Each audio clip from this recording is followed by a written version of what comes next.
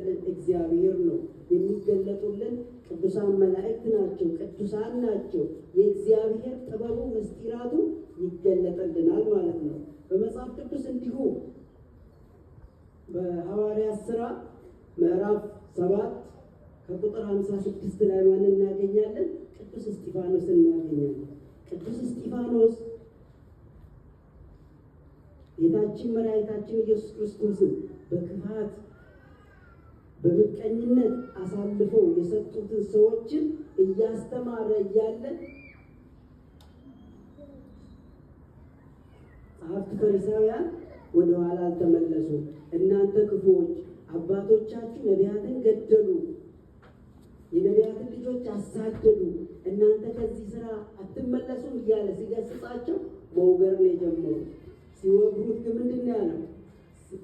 ሲወግሩት ሲደበድቡት በእነሱ እንግልት እርሱ አልተጨነቀም፣ አላዘነም። ድንጋዩ ሲያርፍበት፣ ሲመታ፣ ሲቆስል፣ ሲደማ አላዘነም።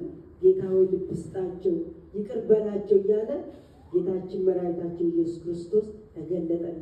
ሥላሴን አየ ማለት ነው። ያኔ የተደሰተ ሥላሴን አይቶ ምንድን ነው ያለው? እነሆኝ የሥላሴን መንበር አየው፣ ጌታዬን አየው፣ አምላኬን አየው እያለ እነሱ ይደበድቡታል። እሱ ግን ደስታውን መግለጽ፣ እሱ የጨለመባቸው ሰዎች አይኖቻቸው እንዲበራላቸው ስለ እነሱ መጸለይ ጀመረ። ትእዛዙን የጠበቀ ሰው እግዚአብሔር ይገለጥለታል። ለእግዚአብሔር የሚገዛ ሰው ምስጢራተ ቤተ ክርስቲያን ይገለጡለታል። በኃጢአት ሆነን ወንጌሉን ብናነብ እኮ ትርጉሙ ማወቅ እንችላለን እንዴ?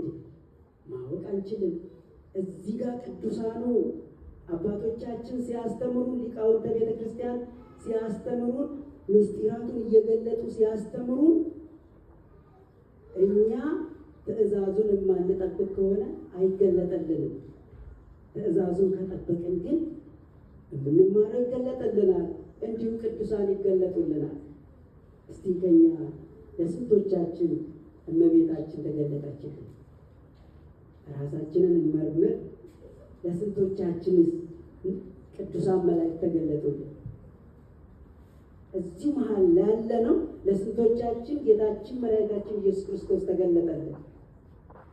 ለስንቶቻችን አጋዕዝተ ዓለም ሥላሴ ተገለጠልን?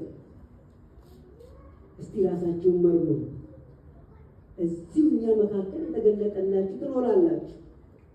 እግዚአብሔርና እናንተ ነው የምታውቁት።